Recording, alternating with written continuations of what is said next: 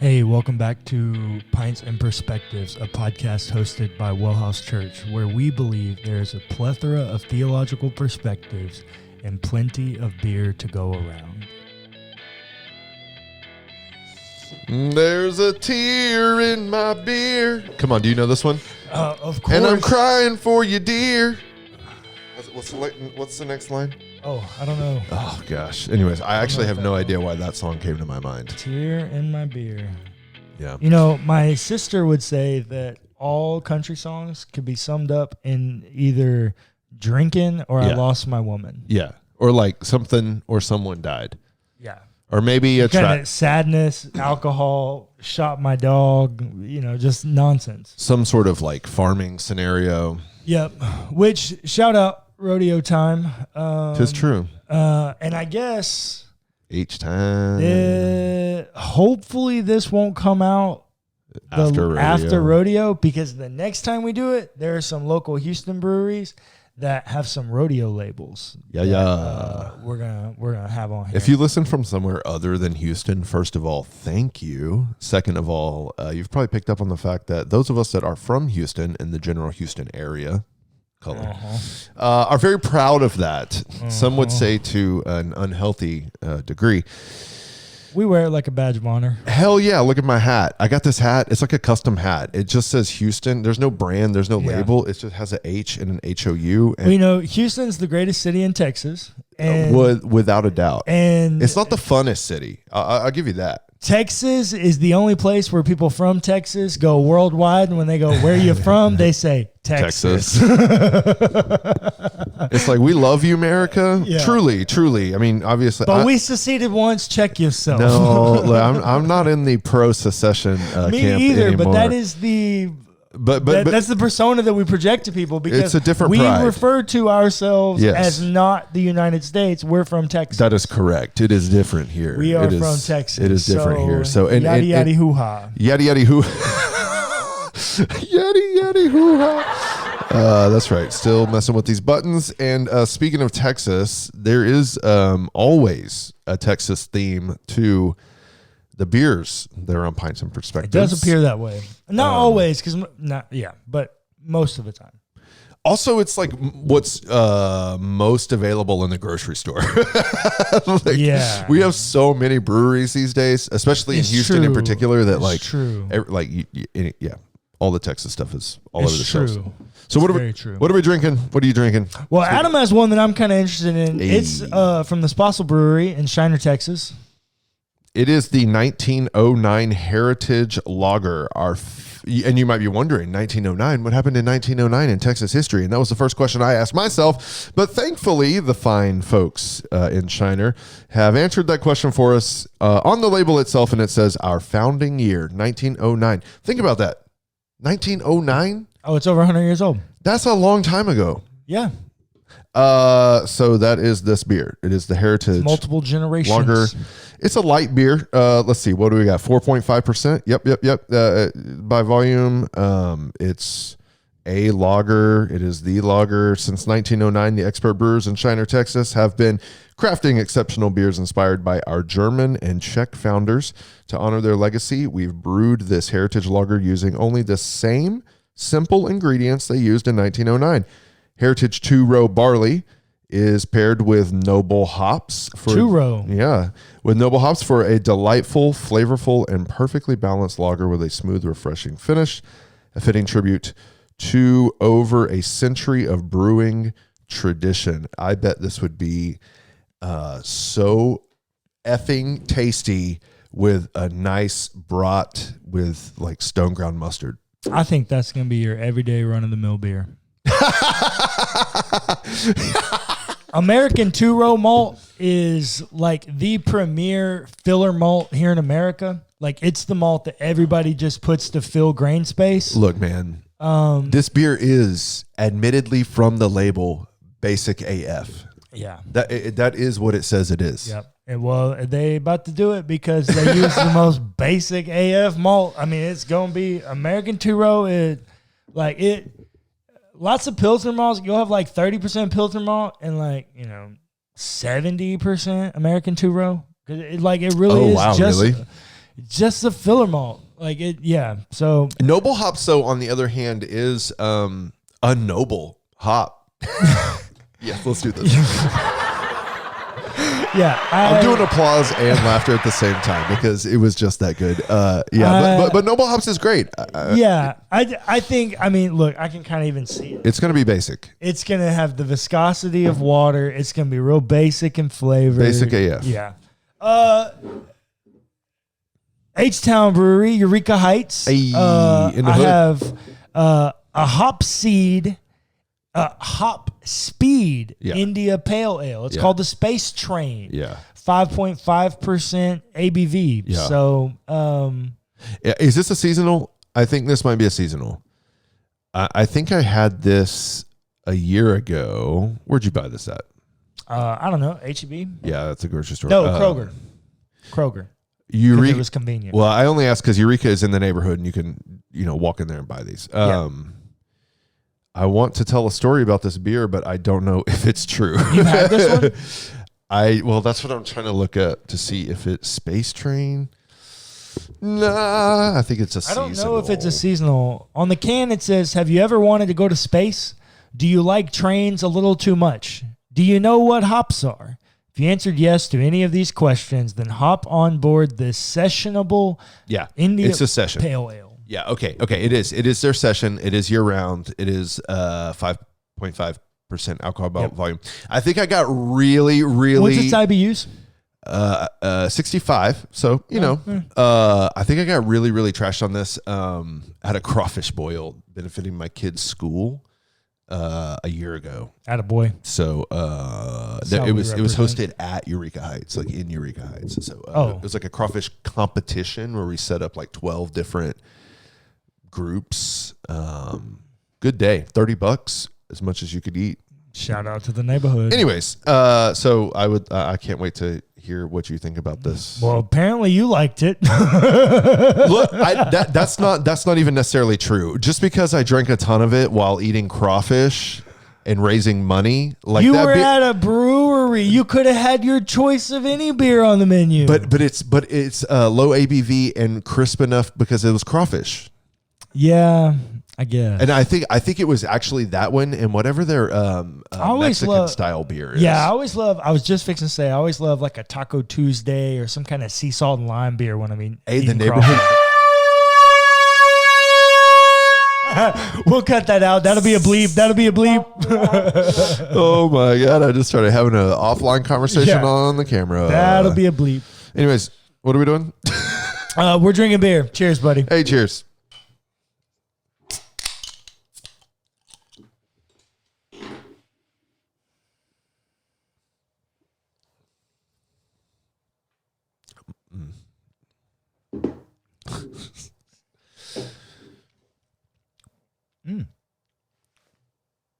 Quite the grass flavor.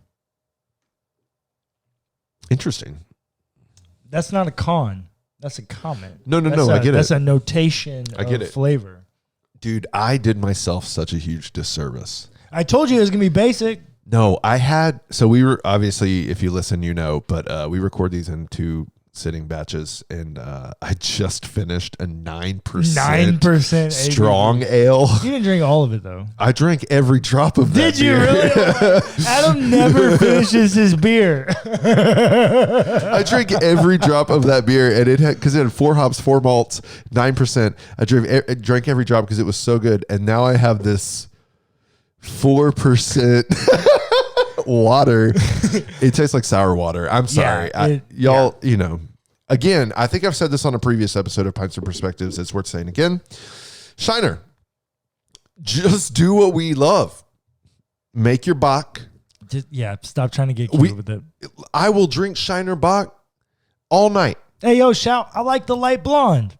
On occasion. It's all right. But the regular Bach, the Bach. It's perfected. Leave it alone. Like, it was my label. I love it. I would buy a 12-pack of Shiner Bach every time I went to the grocery store. I didn't care how much was in the fridge. Yeah. I was getting a 12-pack every time I went to the grocery store. For years. Yeah. It is a fantastic, everyday, run-of-the-mill label beer. It tastes like Texas. Yeah, I think that's a fair way to put it. One time, I think it's a great beer. so I used to. Sorry, I've told two-way stories. I love it. All right. You didn't give us any thoughts on Space Train. Well, I haven't yet because I'm waiting on you to rate your basic. Oh God, beer. 5. Yeah, that's fair. That might be generous if I'm guessing. This. Yeah.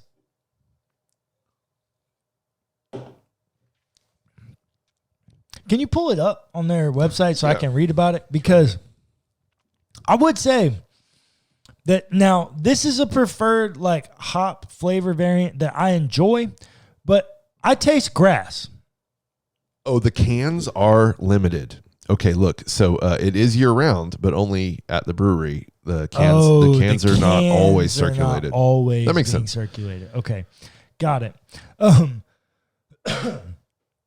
I'm looking at the hops. El Dorado hops might be, well, in Mosaic, those are both pretty. Yeah, Centennial. Well, yeah, those are all pretty run-of-the-mill hops. I'm not sure why. It must be Magnum or, no, I know Azaka. That's not a familiar hop. Experimentals. Maybe that's where it is. Hey, look at the grains. I told you American Two-Row is the number one filler malt. It's in a lot of IPAs that are American-style IPAs because it doesn't have a lot of hop or a lot of malt base. Right. Which, as I told you, over here on this side of the pond, we like to experiment more with hops than malts. And over there in Europe and on the other side of the pond, they experiment more with malts and yeast. I mean, this beer is good. As far as lagers go, I mean, lagers have a place. Some people love lagers. So yeah. Mine, I don't.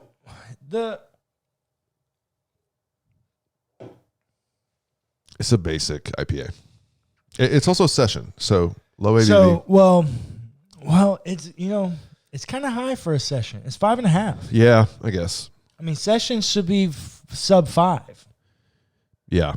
The question. I mean, because you could get a regular IPA at around 5.5, 5.8. Let me ask you this: have you ever wanted to go to space? No. Do you like trains too much? No. But I guess you do know what hops is. I do know what hops is. So if you answered yes to any of these questions, I should try it. And hop I did. on board this fruity. Would you call it fruity? They listed it. Described it as fruity. Yeah. No, it's not fruity. I like the can art. Can art's dope. I don't know. I think I'm probably at 6.8. It's basic. Yeah. It's the two-row. I think it's and look. Excuse me. If you're gonna have basic malt in your IPA, I definitely want some flair with your hop. If you're not gonna give me that, I want an adjunct. Well, most of the time, a stone fruit, especially in a session, and they didn't give me any. So they did give you 6 different hop varieties. That is quite a bit. But you know what? That's not super helpful because they probably didn't give me increased amounts of hops. They just gave me a variety of the same amount in the session recipe, which just made it kind of taste like grass. This beer was launched at the beginning of Eureka time. So August 2016. So it is from the beginning. It pairs great with tacos, stargazing, astronaut training, which I'm betting astronauts who are in training to be astronauts are not drinking IPAs. I wouldn't think so. And alien encounters, according to EurekaHeights.com. So cool. Shout out to West 18th Street in the H. Doing it big time across the street from my now favorite coffee shop. So yeah. Okay. Did we rate beers? Did we invite the people to subscribe and share and like and tell us how they feel about this sound? Spooky. It's a dark sound. That's the sound we should use for the deep. It's the sound that we use for, well, I don't know. We'll just see what comes to me. Proceed. Let's talk about the Bible or whatever. Yeah. So last episode, and I haven't listened to it back, but more than likely, I'm going to we have once again proven an apology. Oh. that I probably didn't communicate it as well as I wanted to, because there's so much I want to talk about in that threefold parallel storytelling of Genesis 1 through 11. Okay. I really do think the sexual element of chapter 3, or the end of 2, 3, combined with the sexual element of Noah in 9, really is kind of a bookend piece of the second piece of that narrative. Okay. That I don't think I highlighted well. So bear with me. It was an hour-long episode, and I was trying to fit a lot of content in that I intend to write a book about one day. I did not communicate it probably as clearly as wanted to, but the main premise of that, and the reason I spent so much time on it, is because that is the foundational pieces of what I will later argue is my narrative theology, which we'll probably make this the next series that we do on here, is about narrative theology and kind of how to do it. We've done something in the past on narrative theology, but I think it might be helpful. So the Genesis 1 through 11 threefold storytelling is most important because it lays a foundation of the pursuit of power, the misappropriation of the attempt to be like God in pursuit of power in the wrong way and doing the wrong thing because you've chosen to pursue it that way.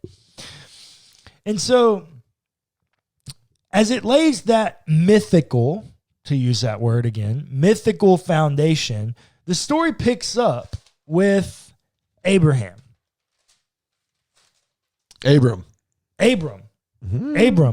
And if you know anything about the Old Testament, Abram becomes the father of many sons. Father Abraham had many sons.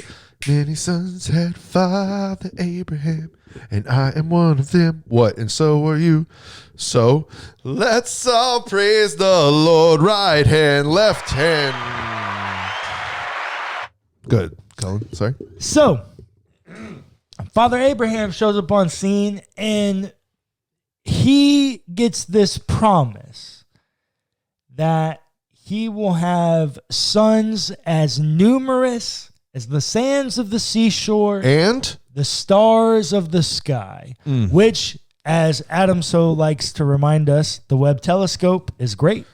That's right. That is correct. Go Google it. James E. Webb telescope images. And it has shown us that there are more stars than we could have imagined previously, because every time we build a new telescope big enough to see more, we see more of them. And we know no end to them. So why is that dark? Why is that bad? Why? You see, Cullen labeled these. I would not label that dark. I would label it as Twilight Zone. Like eerie? Eerie. As in the lake. Proceed. And Cullen still labeled it. Okay, so he gets this covenant from God that God is going to rebuild the earth, per se. The covenant after Noah. Yeah. Right? Because really, the first covenant you get is with the man and the woman in the garden, which we now call Adam and Eve. The Adamic covenant. Yes, the Adamic covenant. Edenic covenant. Edenic covenant. Edenic. Well, you could say Adamic covenant. That's as it. Well, yeah, I think there are two names. Anyway, go ahead. Sorry. So then you have the Noahic covenant, which is summarized in the rainbow. Yep. And then you get the Abrahamic covenant, which this is the one in the later times we will refer to this part of the story, the foundational part of Israel, as Abraham, our fathers, the patriarchy, Abraham, Isaac, and Jacob. And so poor Ishmael. Yes, go ahead. Well, okay. So man, I really am. I'm just a Bible nerd. This is hard for me. See, sorry, did y'all guys. see that? I showed him a shiny thing. I was about to take a rabbit trail. Like, I can talk about it. Yeah. Okay. Nope. We're staying on track. So, this covenant with Abraham that he's going to have all these sons and that the earth is going to populate through him, is what becomes one of the premier covenants of Israel. Yep. He has a son named Isaac through his daughter. He also has one named Ishmael, as Adam alluded to, which ends up being the father of Islam, as legend goes. I guess. I don't know. Yeah. Well, these are Abrahamic religions. Sure. Judaism, Christianity, and Islam are all Abrahamic religions. You Definitely. tie them back together, and Ishmael is the source of... Good old Papa Abraham. Yes. So, anyways, Sarah never gets no credit. No. Sarah never... Why are we but talking Sarah about also kicked that woman Sarah? out. Sarah also is the one that harmed Hagar. She pimped her. Don't think that Sarah's some innocent woman. She pimped her. I understand. But also Abraham pimped Sarah twice to kings in unknown lands. But see, but Mother Sarah had many sons, and many sons had Mother Sarah. Why not? Go ahead. Proceeding on. Go ahead. So you go on and you get to Jacob. So he has a son named Isaac. Isaac has a son named Jacob. Mm-hmm. And Jacob continues this line. And Jacob ends up having... Mm-hmm. You mean Leah. Leah ends up having... Go ahead. I'm sorry. Leah has a kid that's I think right? irrelevant to the story because it really matters about the kid that came through Rachel, which is the next one. So I meant Rachel. I know he meant Rachel, but 2 degrees over here has forgotten a few things over his years off. Go ahead, Cullen. Tell your story. Get me out of this. Okay, so moving forward, the Genesis story ends in a weird place. It actually ends with Joseph. Now, you remember when I was talking about the patriarchy? Yeah. What's the patriarchy? The worst. No. The biblical patriarchy are what characters? Yeah, Abraham, Isaac, and Jacob. But not Joseph? Why not? Because he had that coat of many colors. He was queer. No.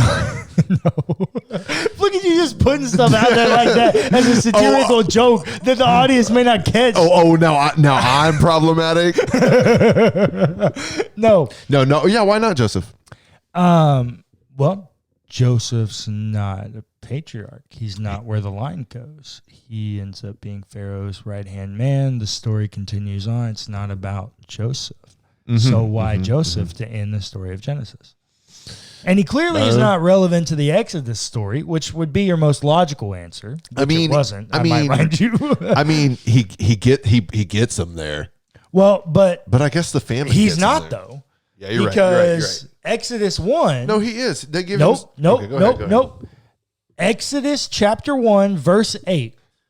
Now a new king arose over Egypt. And he did not know Joseph. That's right. So Joseph's irrelevant to the Exodus story. I'm just saying he's the one who took him to Egypt in the first place. So why should Joseph in Genesis? Because he's the only character in the damn story that didn't pursue power and was given it. He is the fulfillment to the story of Genesis. So the story is over. The threefold pattern. The Christ figure?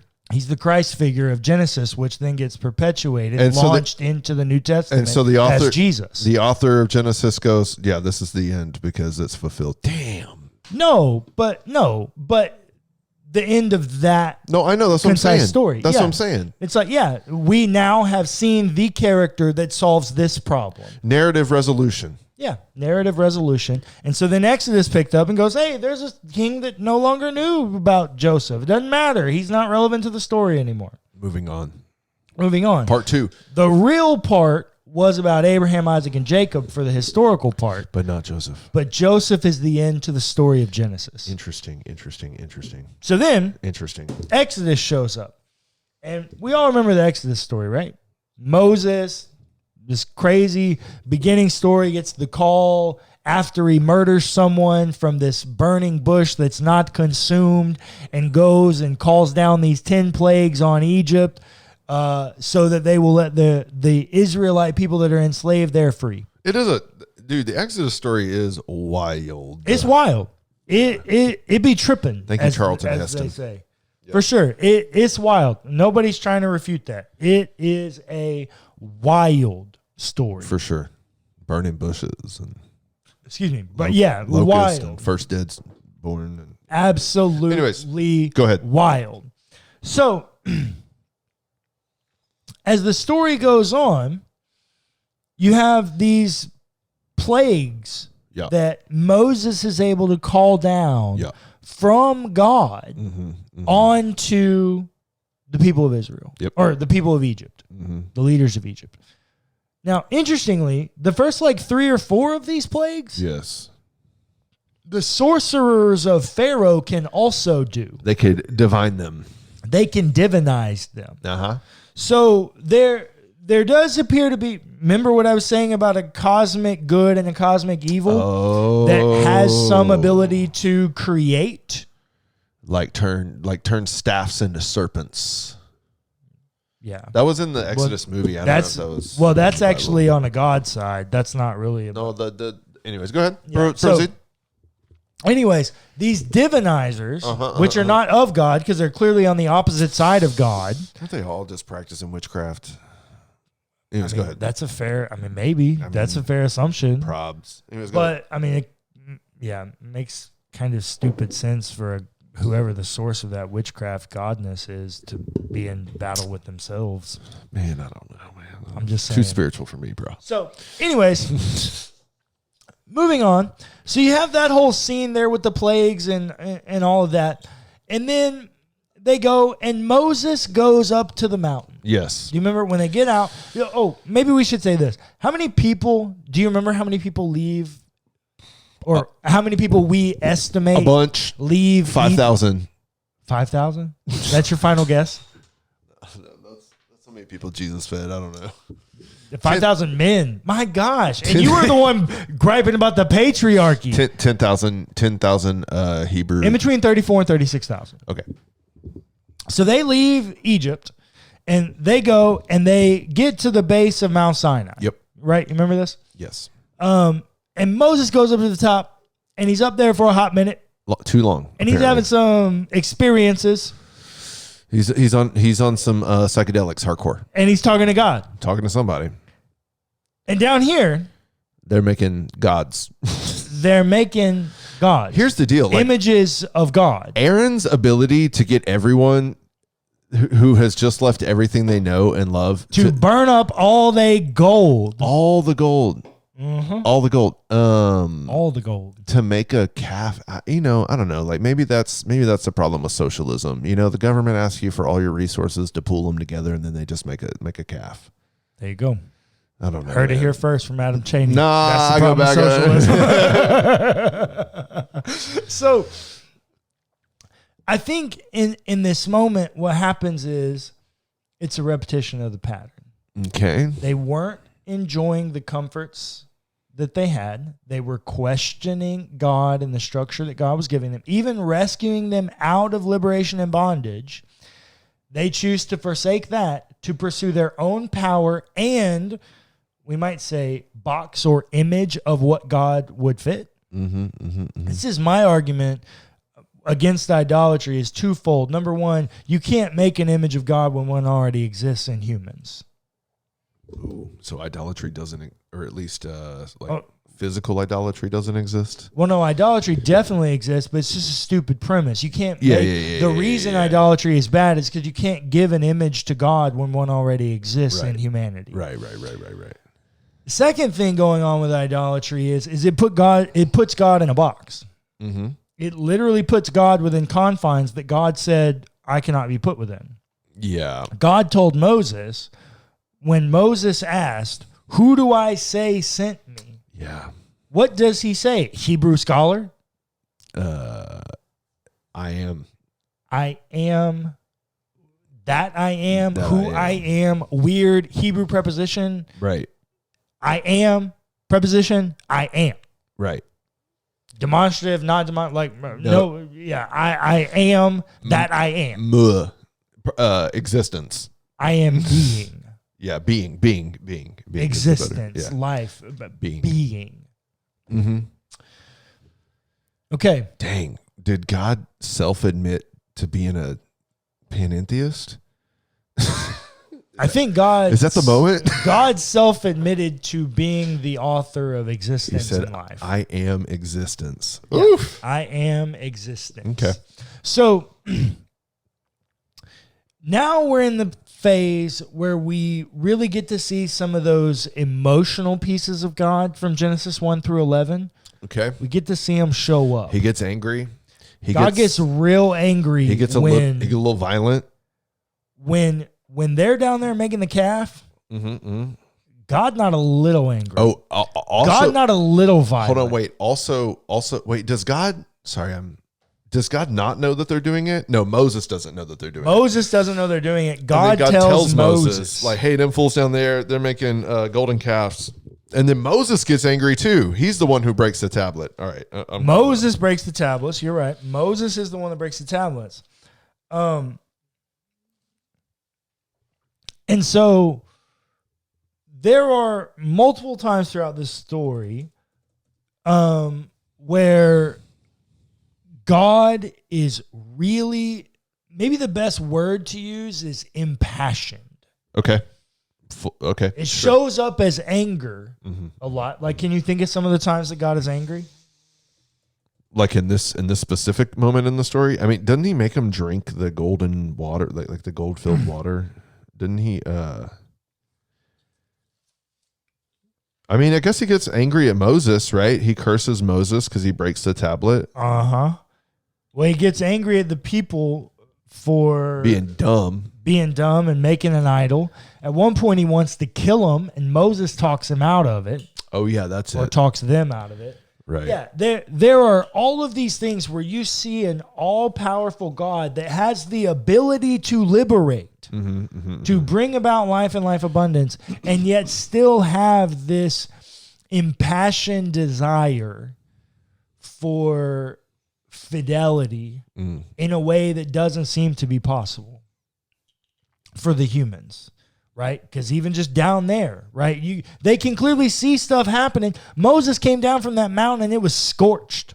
Moses came down from that mountain and he was glowing. Yeah. There's clearly stuff happening up there and they make a golden calf. 10 plagues. Clearly something happening. Make a golden calf. God gets angry and impassioned. The Old Testament's the only time you ever get language of a jealous God. Okay. The Old Testament is the really impassioned God that would love someone so much that they would murder them because they cheated. This is a really unhealthy God, emotionally, mentally. It could appear that way for sure. Unable to regulate. We would communicate it now, that we would say that. This God is unable. An ancient world people, I don't think they would say that. They would say that's a dedicated God.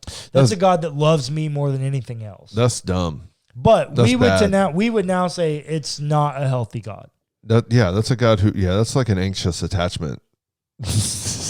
Like there's some problems there. Yeah. And so that are manifesting in violence. Ugh. As evidenced in the conquest narrative. Yeah. Now, I will say there is this one unique hidden nugget that if we're going to do this. Bible nugget. See, look, that should be one of the buttons. Bible nugget. Wait, hold on. The last one was, beer nugget. Beer nugget. We should call them Cullen nuggets. Cullen nuggets. Is that gross? Let us know. Actually, let Adam know. Nuggets. Let Adam know. Okay, we're gonna work on it. Send this to his IG. We're gonna work on it. Go ahead. Sorry, I forgot where we were. So, moving along, you get this conquest, which I should point out that remember when Noah cursed his innocent grandson Canaan? Yeah, it was messed up. Real messed up, right? Genocide's messed up too. Correct. Genocide, real messed up. What's the promised land that they're promised that they're going to conquer?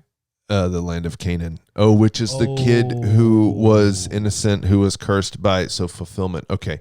So it's God righting wrongs that God did not do. By genociding the native population that lives on the land? Same team, bro. I hear you.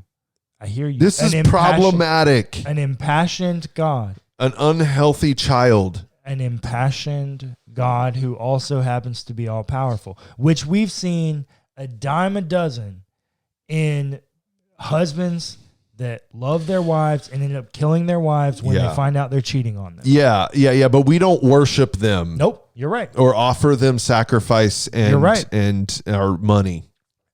And God figured that out too. I know. You got to get to the New Testament. God figured that out too. Yeah. And that's why God gave us the New Testament. The New Testament is an experience where God themselves says, hey, all this stuff I've been doing to try to right this wrong, to fix this nonsense, hadn't been cutting it. And, if we had more time, I might talk about David, because David's a big piece of this. David is the next big covenant outside the Abrahamic covenant that shows up. And he's supposed to be the goodness of people, right? No man in all of the Bible except David is called a man after God's own heart. And he's a rapist. He's a murdering rapist. Even that man can't measure up to the standard of God. Yeesh. And so God says, you know what? All this evil, all this violence, all this nonsense, we're going to quit all that. The only way to conquer this is for me to do it myself. I can't keep relying on kings like David or fallible humans like Abraham. So I'm going to be one of them? I'm going to do it. I'm going to make myself into what I made them. And I'm going to go do this thing from and show them how to do it better. End. Nope. Not show them how to do it better. I'm just not going to let the evil darkness, the ground of death, have say and dominion over me. And that character is Jesus. And then Jesus goes and endures all the suffering. Okay, remember we were talking about the difference between evil and suffering, right? Yeah. Evil is the act that is caused that creates experiences of suffering. Grief, harm, pain, all of that. That's suffering. So the evil is Rome crucifying Jesus. The suffering is the pain and harm that came to him and everyone else. That's a great endorsement of being anti-death penalty, by the way, right there. Oh, well, actually, the greater endorsement of being anti-death penalty is if we truly believe that God is capable of forgiveness and truly offering of grace, then who are we to take away someone's opportunity for grace? Oh, and the crowd goes wild. Okay, sorry. So it's getting late in the hour. Yeah. So Jesus shows up on scene as this endurer of the suffering. Okay. So you remember I made the argument that sometimes there's no way to defeat an enemy except for you to do the thing that they do? I don't remember that. So that seems problematic. Well, I'm trying to think of a good example. And you made the same joke last time, but it's the best one I can come up with. I'm sure you're going to make it. It comes from Frozen. Let it go. And when she sacrificed herself in order to conquer, right? She, the powerful one, sacrifices, Elsa. gives of herself to save another, and they both live. That is a conquering. Oh, wait, hold on. You mean Anna sacrificing herself for Elsa? Mm-hmm. Okay, yes. Go ahead. So the conquering through sacrifice element is a common theme. Okay. You could couple that even further by saying someone must die according to a certain person's hand, right? This may be a common one in literature. Or you could also accompany it to someone must do this in a way that they die by the same medium. So maybe like if someone is a maker of a bomb or something, right? Like they die by the bomb, or inventor iRobot, right? Invent a robot, the robot kills you, zombies, whatever. There's lots of different ways it appears. But I think that's the same kind of thing that's happening in the story, is that God must let death win so that God can conquer. If they have an ultimate power that God seems to have the opposite of in life, and they have death, then God themselves must experience death in order to shine through or overtake death, to break through the death ceiling. I'm trying to use lots of different metaphors to communicate what I'm saying, but I think what the story is telling you is that death always beats a human. God themselves must experience death in order to bring forth life from that death, in order to conquer. And that's the Jesus piece. Yeah. And that character must endure suffering, must endure the evil, must endure the pain in order to be able to do that. Luke Skywalker has to have his hand cut off by his father, come to terms with the fact that he is the son of the dark side, and has to confront himself in the dark side itself. Has to go through the suffering, has to go through the dark side, has to experience the dark side to be able to be the fullest manifestation or fulfillment of the light side. I think that's fair. It's Luke Skywalker, man. Yeah, it's the hero's journey. I've never watched Star Wars. I know. I got to pick some. We have to discover what we both know. Well, I just don't watch TV. Game of Thrones. Yeah, it's different. Go ahead. Game of Thrones. I don't know that follows the hero's journey. It doesn't. Well, also you haven't seen the end, so we can't talk about it. I have seen the end. I've watched it all the way through. Oh, but maybe we're going to spoil it for some people who know us. So go ahead. Anyways, moving on. Anyways, I think the point of it all is that what you see... It's what you get. No, what you see in the Old Testament is you see a God that is really impassioned, and Adam used the language of unhealthy. Yeah. I think that's probably a fair assessment. Emotionally and mentally unhealthy. As a 21st century reader looking back on it, it's an unhealthy relationship. Definitely. But if you look at it in the New Testament, you wouldn't say that. I can't, though. You're asking me to have a perspective. Go ahead. No, I'm not asking you to do anything. I'm just making the comment that if you look at the God presented in the New Testament, you no longer have those same qualms. I got you. Open theism and panentheism, specifically with Moltmann's contribution of self-limitation, this frees that up for you. It makes space for God to have that level of change. Yeah. It allows it's almost evolutionary. Like God is evolving. God is growing. Learning. So I used to say learning, and I think because we keep going with knowledge metaphors and open theism conversations, I think it's helpful to continue with the concept of God as learning or knowledge. Oh, that's good. At least the main cognate. I got you. Framework. Yeah. But I do think that it is evolutionary. I do think God is evolving and progressing, and God is fighting a war. Interesting. God does not know how to solve the ultimate problem right out of the gate. And, I've used this analogy before that sometimes it's appropriate to just do intel, to play defense and take in intel, gain intelligence about how to defeat an enemy.